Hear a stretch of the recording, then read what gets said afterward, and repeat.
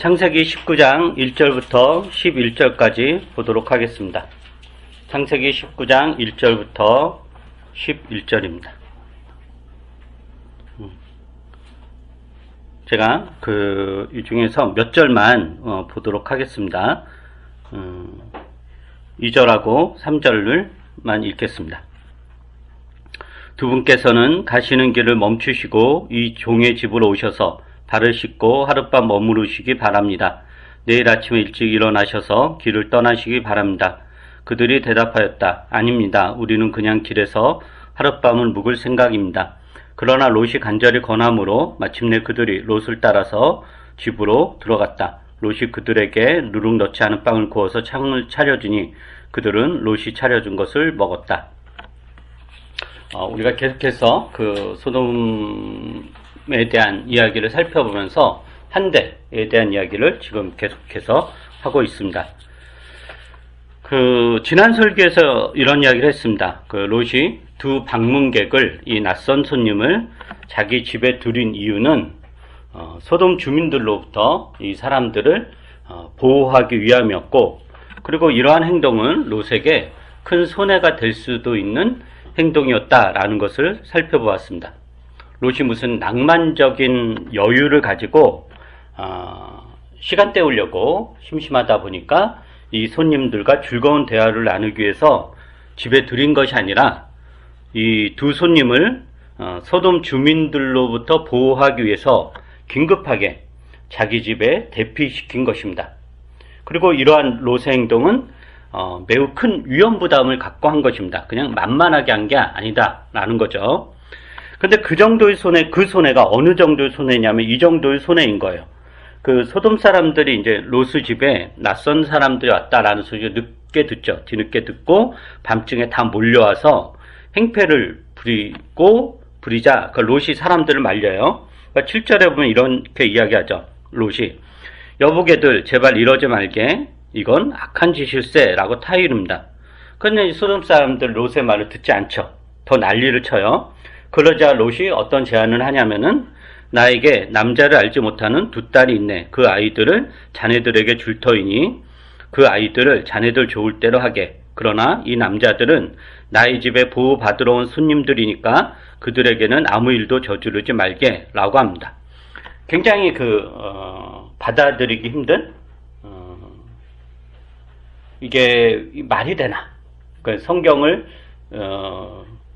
이렇게 부정하는 사람들이 또 이런 구절을 가지고 어떻게 이게 말이 되는가 하면서 롯의 이런 것들에 대해서 되게 이제 이해할 수 없다라고 이야기를 하죠. 그런데 롯이 이렇게 딸들을 사랑하지 않거나 하찮게 여겨서 이렇게 제안하는 것이 아닙니다. 당시 이제 고대 구두사에서 자녀들은 일종의 재산 개념이었고 굉장히 재산을 지키듯이 본인들 지켜야 되는 아주 소중한 그런 존재들이었는데, 근데 롯에게는 자신의 집에 보호받으러 온 손님들을 지키는 것이 자신의 가족을 지키는 것보다 더 중요한 일이었다라는 거죠. 이게 고대 근동사에서 통했던 한대의 윤리입니다. 즉 자기 가족이 희생을 당하더라도 이 손님을 지키겠다는 것, 즉 자신의 가족이 희생을 당하는 이 엄청난 손해를 감수해서라도 이 손님을 지키겠다라는 것이 롯의 마음입니다. 지난번 설교에서 우리가 잠깐 이야기했던 론 서바이버라는 영화를 다시 한번 생각을 해보죠. 나눔할 때도 그런 이야기 나왔었는데, 자기 마을에 피신온 미군 여러 명도 아니에요. 한 명이에요. 그 한 명을 보호하기 위해서 그 부족이 무엇을 희생하죠? 이 미군을 보호하면 탈레반이 공격해 온다라는 것은 너무도 당연했고 그거 알았을 것이고, 그렇게 되면 부족민과 가족들이 희생당할지도 모른다라는 것도 희생당할 것이다 라는 것도 알았을 것입니다. 그래서 그 중에서 일부 부족민은 이렇게 미군 보호했다가는 탈레반이 쳐들어와서 우리 부족민들을 다 몰살시킬 텐데, 그렇게 많이 희생이 날 텐데 그냥 눈 감고 그 미군 넘겨줍시다 라고 그런 생각을 하는 사람도 있었을 것입니다. 그러나 부족민 대다수는 자신들이 2000년 동안 지켜온 불문율, 즉 적에게 쫓기는 사람을 어떠한 대가를 치러서라도 지켜야 된다. 여기서 어떠한 대가는 가족의 희생까지 포함하는 거예요. 그것을 지켜야 한다라는 원칙을 자신들의 희생, 즉 자신들 가족, 부족민들의 희생이라는 손해를 감수하면서까지 지킵니다. 이게 환대인 거죠. 지금 가족을 희생하고 너무 거창하죠. 우리하고는 전혀 동떨어진 이야기일 수도 있고. 근데 예를 들면 이런 거예요. 한대는 손해를 보는 건데, 예를 들면 어느 아파트 단지 옆에 장애인 시설이 들어오면 보통 어떤 일이 발생을 하죠? 장애인 시설이 들어온다라는 그런 계획이 알려지면은 그 아파트 주민들이 난리를 치죠. 혐오 시설이 들어온다. 아파트 가격이 떨어진다. 자녀 교육에 좋지 않다라고 난리를 칩니다. 그래서 재산권 보호를 위해서, 자기들 보호를 위해서 장애인 시설이 들어오는 걸 굳고 막죠. 아무도 없는 곳에 가서 지으라라고 하는 거예요. 근데 사실 장애인 시설이 들어온다고 해서 실제로 아파트 가격이 떨어졌다라는 객관적인 증거는 없습니다. 그냥 막무가내로 막아요.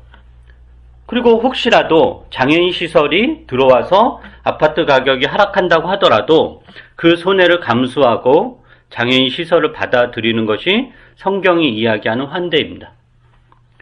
그냥 멀리 떨어진 장애인 시설에 1년에 한두 번 방문해서 빵 사주고 아이고 좋은 일 했다 돌아오는 게 그게 환대가 아니라 집값이 떨어져도 장애인을 위한 시설 짓도록 받아들이는 것이 성경이 이야기하는 환대입니다. 그래서 성경에서 이야기한 환대는 반드시 손해를 감수하게끔 되어 있습니다. 이게 이제 지난번에 했던 이야기고요. 지난주에. 오늘은 그럼 이 낯선 손님들에 대한 롯과 소돔 사람들의 태도를 살펴보면서 환대가 무엇인지 좀 더 이야기를 해보려고 합니다. 소돔 사람들이 롯의 집에 찾아와 행패를 부리죠. 그리고 롯의 집에 머물고 있는 이 낯선 방문객을 내어놓으라고 소리 지르고 폭력을 행사해요. 5절을 한번 볼까요? 5절을 여러분이 한번 읽어보세요. 5절 시작. 그들은 롯에게 소리쳤다. 오늘 밤에 당신의 집에 온 그 남자들이 어디에 있어? 그들을 우리에게로 데리고 나오시오. 우리가 그 남자들과 상관 좀 해야겠소. 네. 그러니까 소돔 사람들이 이렇게 이야기하죠. 그들을 우리에게로 데리고 나오시오. 우리가 그 남자들과 상관 좀 해야 하겠소. 라고 그래요. 여기에서 이제 상관 좀 해야 하겠소. 라는 말을 직역하면 알아야 하겠소. 라는 뜻이에요. 우리가 그 남자들을 알아야 하겠소. 예요. 여러 번, 이야기했던 것 같은데, 히브리어로 알다 라는 단어는 야다예요. 야다. 근데 이 야다는 이중적인 의미로 쓰여요. 무엇에 대해서 알다라는 뜻도 있고 성관계를 의미하기도 합니다. 예를 들면 창세기 4장 1절에 보면은 아담과 아담이 자기 아내 하와와 동침하니 아내가 임신하여 가인을 낳았다라는 말씀이 있거든요. 여기에서 이제 동침하다로 번역한 단어가 히브리어 야다예요. 그러니까 직역을 하면은 아담이 하와를 알매 하와가 임신하여 가인을 낳았다. 이렇게 되는 거죠. 그리고 호세아서 이런 데 보면 우리가 여호와를 알자, 힘써 여호와를 알자. 이런 표현이 있잖아요. 이런 표현도, 이것도, 야다예요. 그래서 이 야다라는 말에는 무엇을 알다. 그리고, 많이 쓰여지진 않았지만, 누군가와 이제 성관계를 갖다. 이런 이제 의미로도 쓰여요. 그래서 소돔 남자들이 롯에게 우리가 그 남자들과 상관을 해야 하겠소. 그 남자들 알아야 하겠소. 라고 표현한 것이 성관계를 의미하는 것일 수도 있지만 우리가 그 남자들의 정체를 알아야 하겠소. 라는 의미일 수도 있습니다.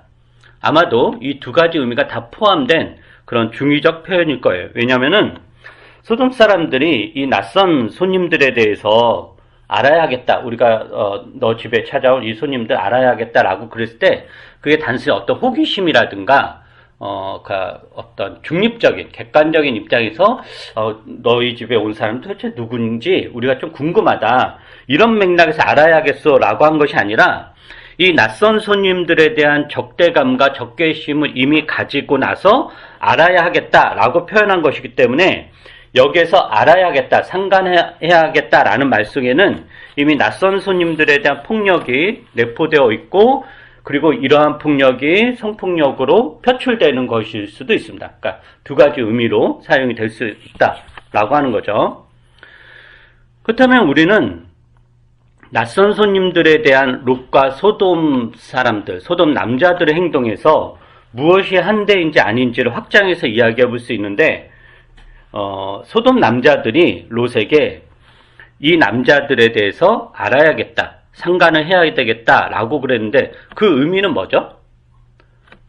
너희 집에 찾아온 이 남자를 우리가 알아야 되겠다라고 그랬단 말이에요. 그 의미는 이 남자들의 정체를 알아야 되겠다라는 의미예요. 정체를. 그러니까 경계를 하는 거죠. 적대감과 적개심을 가지고 이 낯선 방문객이 어떤 사람들인지 알아야 되겠다라는 거예요. 왜 왔는지, 무슨 일을 하다 왔는지, 어디에서 왔는지, 어디 소속인지 샅샅이 조사하겠다라는 거예요. 근데 그게 중립적이고 객관적인 태도로 하는 것이 아니라 이미 적이라는 것을 상정하고 조사하겠다라는 거예요. 그러니까 예를 들면 우리가 이제 그 독재 정권 시절에 유신이라든가 뭐 전두환 이런 때 아무 죄도 없는 사람을 잡아다가 간첩이라고 상정해 놓고 나서 간첩이라고 실토할 때까지 온갖 고문을 자행하면서 너 어디에서 왔어? 누구의 지령으로 온 거야? 지금까지 만난 사람들 다 불러봐. 왜 그 사람 만났어? 너 포섭하려고 만난 거잖아. 네가 아무리 아니라고 발버둥 쳐도 이미 증거가 다 나와 있어. 라고 하면서 정체를 물어보죠. 근데 그건 정체를 물어보는 게 아니라 자기들이 설정한 답변이 나오게끔 고문과 신문을 하는 것과 같은 거예요. 이게 지금 그 소돔 사람들이 롯에게 우리가 그 남자를 알아야겠다라고 하는 말 속에 내포되어 있는 그런 의미인 것입니다. 지금 이야기는 좀 거창하니까 좀 더 우리의 삶에 축소를 해서 이야기를 해보면은 우리는 대부분 낯선 사람을 만나면 우선적으로 경계를 합니다. 그죠? 그리고 그 경계심으로 정체를 파악하려고 이것저것 묻죠. 무슨 일을 하는지, 호구조사하고 어디에서 왔는지, 왜 왔는지, 뭘 원하는지, 예전에 무슨 잘못을 저질렀는지, 무슨 사건을 저질렀는지, 사상은 어떤지, 무엇을 좋아하고 싫어하는지 집요하게 묻습니다. 그리고 그 묻는 이유는 뭐죠? 이 사람을 판단하려는 거죠. 나한테 도움이 될지, 나한테 해가 될지, 나한테 유익을 끼칠지, 손해를 끼칠지 이런 것들을 판단하기 위해서입니다. 이 사람이 나를 해치지 않을까를 알기 위해서 묻는 거죠. 그리고 나서 이 사람의 정체를 자기 나름대로 어느 정도 파악했다라고 생각이 되면, 위험하다라고 생각이 들면 멀리하고, 괜찮네 하면 좀 더 친절하게 대하고 이렇게 가죠. 그런데 보면은 롯은 소돔 남자들과는 달리 이 낯선 방문객들의 정체에 대해 전혀 묻지 않습니다. 롯은 단지 이 낯선 방문객을 환대할 뿐이에요. 한번 2절, 3절을 한번 보세요. 다시 여러분이 그 2절, 3절은 한번 읽어보시기 바랍니다. 시작. 주께서는 가시는 길을 멈추시고 이종의 집으로 오셔서 발을 씻고 하룻밤 머무르시기를 바랍니다. 내일 아침에 일찍 일어나셔서 길을 떠나시기 바랍니다. 그들이 대답하였다. 아닙니다. 우리는 그냥 길에서 하룻밤을 묵을 생각입니다. 그러나 롯이 간절히 권함으로 마침내 그들이 롯을 따라서 집으로 들어갔다. 롯이 그들에게 누룩 넣지 않은 빵을 구워서 상을 차려주니 그들이 롯이 차려준 것을 먹었다. 예. 그러니까 롯은 이들이 어디에서 왔는지, 왜 소돔성에 왔는지, 이들의 정체가 무엇인지 묻지 않습니다. 롯은 이들이 현재 필요한 것에 곧바로 응답합니다. 고된 여행길에 피곤했을 것이고 발은 흙먼지로 인해 더러워졌을 것이라는 것에 주목합니다.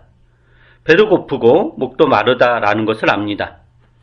그리고 이방인에 대해서 호의적이지 않은 소돔의 길거리에서 하룻밤을 묵었다가는 큰 봉변을 당할 거다라는 것도 압니다.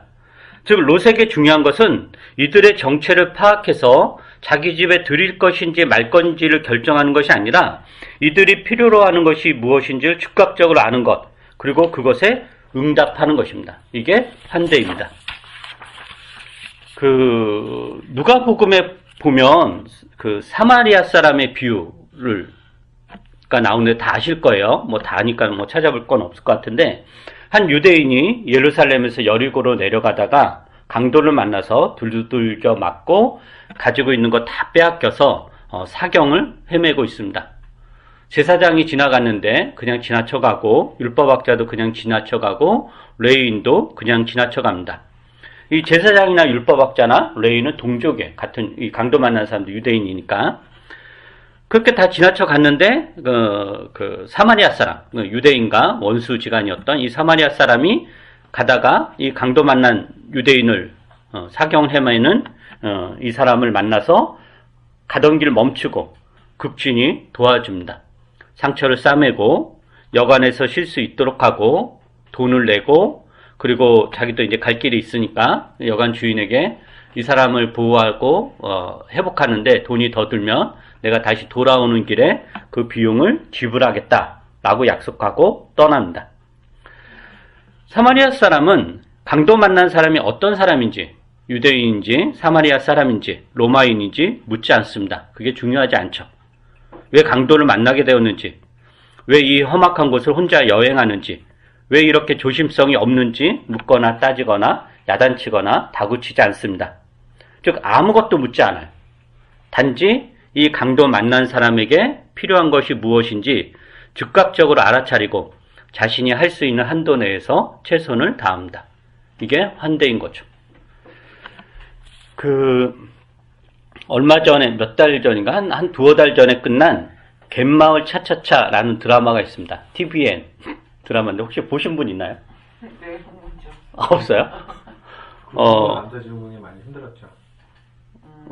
오해를 받아서, 그렇죠. 굉장히 따뜻한 드라마입니다. 제가 옛날에 커피 프린스, 그 이후로, 따뜻한, 드라마였던 것 같아요. 그 공진이라는 시골 마을에 홍반장이라는 젊은 청년이 마을의 온갖 대수사 일에 관여하며 살면서 일어나는 일에 관련된 드라마인데, 내용을 뭐 이야기할 수는 없고 다 한번 보시고, 이게 16회로 끝나는 드라마예요. 저한테 이제 가장 인상 깊었던 장면 15회였는데, 거의 마지막 회죠.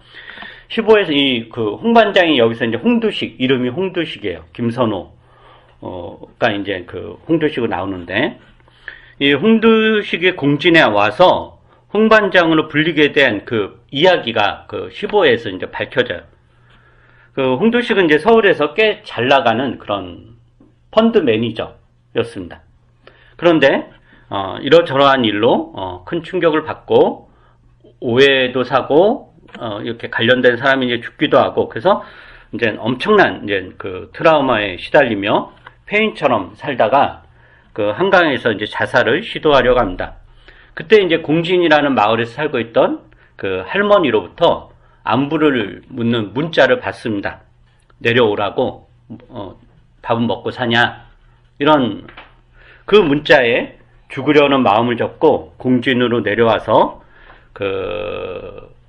아무도 살지 않는 집에 칩거를 합니다. 그리고 이제 칩거하면서 홍두식이 이제 연인에게, 자기가 공진에서 지내게 된 것에 대해서 이렇게 이야기하는데, 그 대사예요. 제가 읽어드릴게요. 불도 안 들어오는 빈집에 나를 가뒀는데 사람들이 자꾸 문을 두드려 아무것도 묻지도 않고 그저 나한테 뭘 먹여. 갑자기 감정이 올라오네요. 날 들여다봐. 꼭 혼자 있는 길고양이 돌보듯이 무심하고 따뜻하게. 그러다가 어느 날부터는 막 나한테 뭘 부탁하더라. 화장실에 전구가 나갔다. 세탁기가 고장났다. 잠깐만 와서 카운터 좀 봐줘라. 일부러 그랬던 거겠지. 자, 이게 한대다라는 거예요. 왜 젊은 청년이 이 총구석 공진에 내려왔는지 묻지 않습니다. 무슨 사고를 쳐서 내려온 건지 묻지 않습니다. 어디서 살다 왔는지, 과거에 무슨 짓을 했는지 전혀 묻지 않습니다. 그저 안쓰러운 마음으로 행여 굶지는 않을까 먹을 것을 조심스럽게 갖다 줍니다. 멀리서 지켜보며 어찌 지내나, 이제는 방에서 좀 나오려나 하며 무심하지만 따뜻하게 지켜봅니다. 극성스럽게 찾아가서 정체를 알려고 하지 않습니다. 친절을 가장한 무례한 그런 간섭을 하지도 않습니다. 그리고 나서 어느 정도 홍두식이 기운을 차렸다고 생각했는지 사람들이 소소한 것을 부탁합니다. 우리 집에 전구가 나갔는데 좀 갈아달라. 카운터 좀 봐줘라. 세탁기 고장났는데 좀 봐달라 라고 부탁합니다. 그런 사소한 것을 그 마을 사람들이 할 줄 몰라서 홍두식에게 부탁한 걸까요? 전구를 왜 못 갈겠어요? 그죠?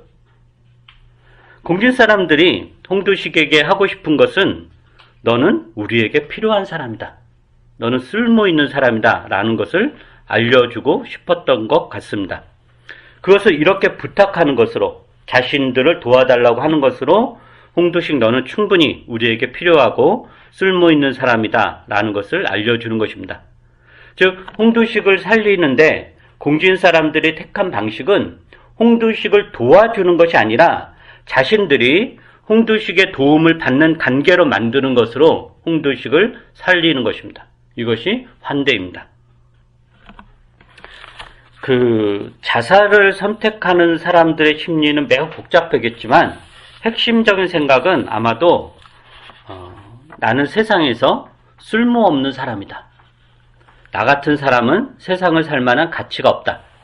나는 아무 쓰잘데기 없는 사람이다. 일 것입니다. 자살을 택하는 사람들이 그런 마음을 갖고 있죠. 그 사람들에게 당신은 쓸모있는 사람이다 라고 전하는 것. 그러나 그것이 단지 말로 아니라 너는 정말 위대한 존재야. 괜찮은 존재. 이렇게 말이 아니라 그 사람을 쓸모있는 사람으로 여겨서 무언가 역할을 맡겨주는 것이 곧 환대입니다. 정체를 묻지 않고 왜 지금까지 이렇게 살았냐고 다그치거나 야단치지 않고 지금 충분히 쓸모있는 사람이라는 것을 내가 확인시켜주는 것, 내가 도움을 받는 것, 그 도와주는 역할을 맡기는 것, 이것이 곧 환대입니다. 우리는 그 복음서에서 이러한 환대의 그 모습을, 극명한 모습을 발견할 수 있는데 한번 찾아보죠. 누가복음 15장입니다. 누가복음 15장.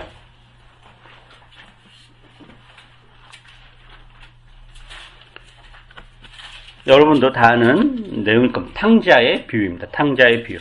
누가복음 15장 11절부터 24절인데 제가 읽겠습니다. 예수께서 말씀하셨다. 어떤 사람에게 아들이 둘 있는데 작은 아들이 아버지에게 말하기를 아버지 재산 가운데서 내게 돌아올 몫을 내게 주십시오 하였다. 그래서 아버지는 살림을 두 아들에게 나누어 주었다. 며칠 뒤에 작은 아들은 제 것을 다 챙겨서 먼 지방으로 가서 거기서 방탕하게 살면서 그 재산을 낭비하였다. 그가 모든 것을 탕진했을 때 그 지방이 크게 흉년이 들어서 그는 아주 궁핍하게 되었다. 그래서 그는 그 지방의 주민 가운데 한 사람을 찾아가서 몸을 의탁하였다. 그 사람은 그를 들로 보내서 돼지를 치게 하였다. 그는 돼지가 먹는 지업 열매라도 좀 먹고 배를 채우고 싶은 심정이었으나 그에게 먹을 것을 주는 사람이 없었다. 그제서야 그는 제정신이 들어서 이렇게 말하였다. 내 아버지의 그 많은 품꾼들에게는 먹을 것이 남아도는데 나는 여기서 굶어 죽는구나. 내가 일어나 아버지에게 돌아가서 이렇게 말씀드려야 하겠다. 아버지, 내가 하늘과 아버지 앞에 죄를 지었습니다. 나는 더 이상 아버지의 아들이라고 불릴 자격이 없으니 나를 품꾼의 하나로 삼아 주십시오. 그는 일어나서 아버지에게로 갔다. 그가 아직도 먼 거리에 있는데 그의 아버지가 그를 보고 측은히 여겨서 달려가 그의 목을 껴안고 입을 맞추었다. 아들이 아버지에게 말하였다. 아버지, 내가 하늘과 아버지 앞에 죄를 지었습니다. 이제부터 나는 아버지의 아들이라고 불릴 자격이 없습니다. 그러나 아버지는 종들에게 말하였다. 어서 가장 좋은 옷을 꺼내서 그에게 입히고 손에 반지를 끼우고 발에 신을 신겨라. 그리고 살진 송아리를 끌어내다가 잡아라. 우리가 먹고 즐기자. 나와 이 아들은 죽었다가 살아났고 내가 잃었다가 되찾았다. 그래서 그들은 잔치를 벌였다. 그 아버지에게 자신에게 돌아올 재산을 미리 달라고 둘째 아들이 이야기합니다. 아주 뻔뻔하게 요구하죠. 그래서 아버지가 군말 없이 그 재산을 미리 나누어 줍니다. 근데 이 아들이, 둘째 아들이 아버지가 준 재물을 다 챙겨가지고 먼 지방으로 가서 방탕하게 살면서 다 탕진해 버립니다. 한때 화려하게 살았지만 이제 하루 먹을 음식조차도 없어서 돼지가 먹는 지엄 열매라도 먹고 싶은 그런 생각이 들 정도로 굉장히 비참하게 이룰 데 없는 삶을 살고 있습니다. 둘째 아들은 자신의 처지를 한탄하고 아버지에게 다시 돌아가기로 결심합니다. 그리고 아버지에게 돌아간다고 해도 아버지가 자기를 환영해 줄 것이란 기대는 하지 않습니다. 최소한 종이라도 삼아서 그냥 먹을 거라도 해결해 주기를 그런 마음으로 이렇게 갑니다. 그러니까 욕을 먹더라도 아버지 집에서 종살이 하는 게 지금 사는 것보다 좀 더 낫겠다라는 마음으로 집으로 가죠. 근데 이제 집에 돌아오는 둘째 아들에 대한 아버지의 반응이 어떠냐? 이전의 잘못에 대해서 전혀 묻지 않습니다. 그죠? 왜 내 재산을 이렇게 낭비했느냐라고 묻지 않습니다. 그때 왜 내 말을 듣지 않고 그렇게 가서 이렇게 거짓골이 돼서 돌아왔냐라고 추궁하지도 않습니다. 생각지도 못하게 극진히 환대합니다. 좋은 옷을 입히고 둘째 아들 위해 잔치를 베풉니다.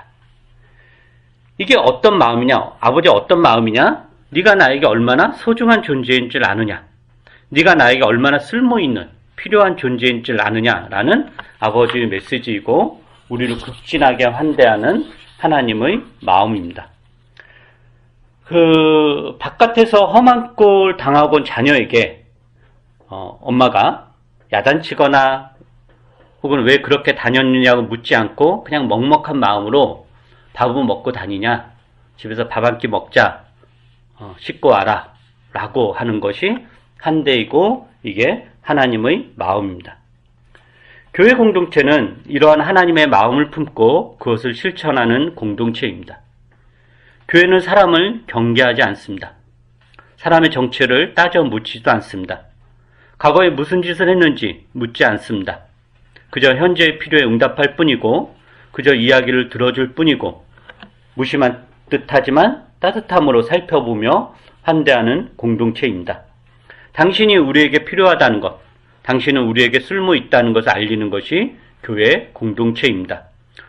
누구라도 잘 오셨다. 이곳에서 푹 쉬라. 같이 밥 한 끼 먹자라고 할 수 있는 공동체가 우리가 지향하는 공동체입니다. 이런 방식으로 우리는 이 세상에서 환대 윤리를 실천하며 구원에서 자라갈 것입니다. 기도하겠습니다. 우리를 쓸모있는 존재로 환대하시는 하나님. 하나님은 스스로 존재하시며 전능하신 하나님이시기에 그 누구의 도움도 필요하지 않으십니다. 그러나 하나님은 사람들과 관계를 맺어 나가며 당신의 사람들이 자신을 쓸모있는 존재로 여기게 하려고 스스로 낮아지셔서 사람들에게 도움을 요청하십니다. 이 땅에서 하나님의 나라를 이루어가는 것이 하나님의 뜻일 텐데 그것을 독단적으로 하지 않으시고 사람들에게 도움을 요청하시며 당신의 나라를 이루어 달라고 부탁하십니다. 당신의 뜻에 순종하라고 우리에게 도움을 요청하십니다. 그렇게 하는 것으로 우리는 하나님에게 쓸모있는 존재가 되어갑니다. 사랑이 많으신 하나님, 하나님이 우리에게 부탁하고 도움을 요청하는 것이 얼마나 영광스럽고 복된 일인지를 깨닫게 하옵소서. 하나님에게 우리가 쓸모있는 존재가 된다는 것이 얼마나 말로 다 할 수 없는 영광인지를 깨닫게 하옵소서. 우리의 소소한 욕심에 사로잡혀서 하나님이 우리에게 주신 영광스럽고도 복된 일을 외면하지 말게 하시고 하나님이 우리를 대하신 것처럼 이웃을 대하며 이 교회를 한대의 공동체로 만들어갈 수 있게 하옵소서. 도와달라는 하나님의 요구를 거절하지 않게 하옵소서. 우리 주 예수 그리스도의 이름으로 기도합니다. 아멘.